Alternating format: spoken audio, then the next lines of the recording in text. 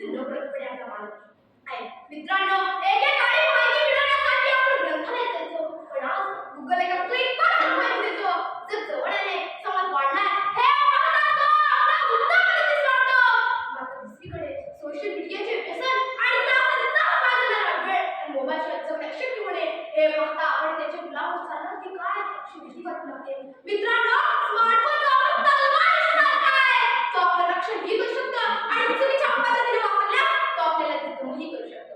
म्हणूनच आज मी स्मार्टफोन आपला मदतनीस किंवा मालक या विषयावर बोलणार आहे. मित्रांनो, आज आपला दिवस कशाने सुरू होतो? आईच्या हाकेनं नाही तर मोबाईलच्या अलार्मने. मेसेज, व्हिडिओ, गेम, रील्स आणि नवनवीन वेळ कसं जातं ते कळतच नाही.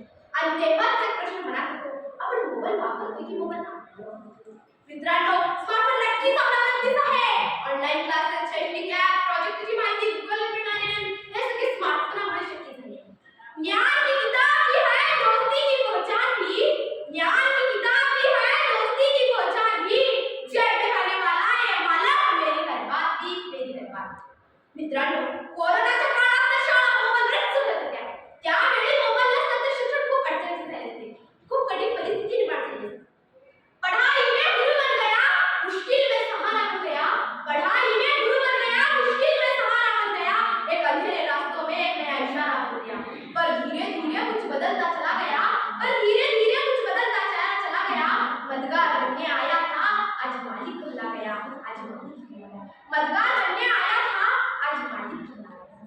मित्रांनो, आपल्या मराठीत एक सुंदर म्हण आहे, अति तेची म्हण. ही म्हण मोबाईलसाठी योग्य आहे. अनेक देशांनी याची दाखल घेतली आहे. चीनमध्ये मुलांना मोबाईल व्यसनातून बाहेर काढण्यासाठी विशेष केंद्र आहे. यावर लक्षात येतं मित्रांनो, मोबाईलचा चुकीचा वापर किती धोकादायक आहे. चीनमध्ये मुलांना मोबाईल व्यसनातून बाहेर काढण्यासाठी विशेष केंद्र सुरू केले. यावर लक्षात येतं मित्रांनो, की मोबाईलचा चुकीचा वापर किती धोकादायक आहे. आज अनेक तरुण चालताना किंवा वाहन चालवताना कोणता स्क्रीन पाहिल्यामुळे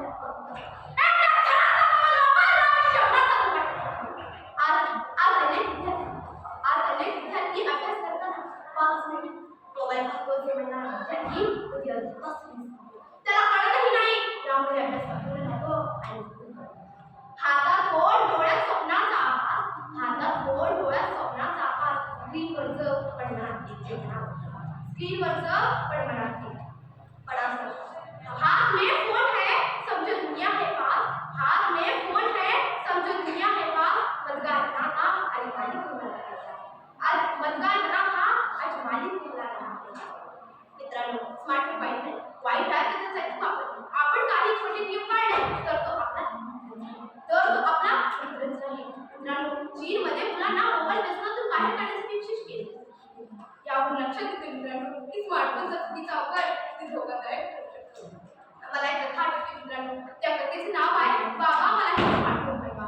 एका नावाच्या शाळेत शिक्षिकेने एका वर्गातील मुलांना निबंधाचा विषय होता मला काय म्हणायला आवडेल. सर्व विद्यार्थ्यांनी आपापले निबंध लिहिले. घरी गेल्यावर शिक्षिकेने निबंध तपासायला सुरुवात केली.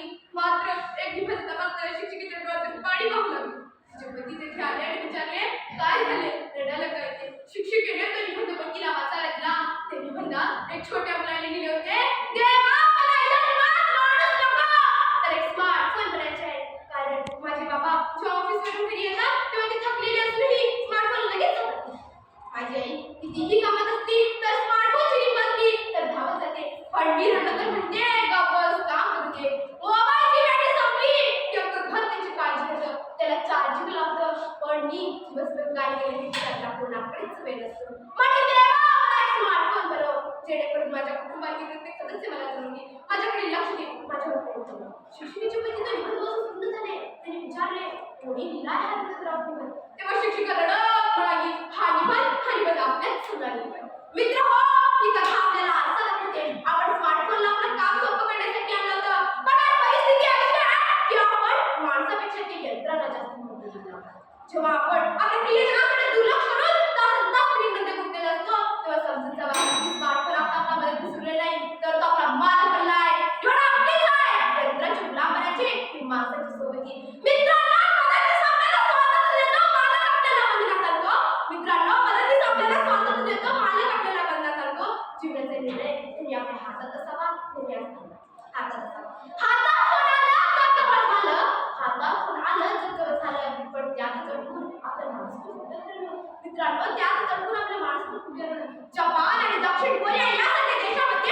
विद्यार्थी स्मार्टफोनचा वापर अभ्यासासाठी प्रोव्हाइड करत असतात. म्हणून स्मार्टफोन मदतीचा आहे यात शंका नाही.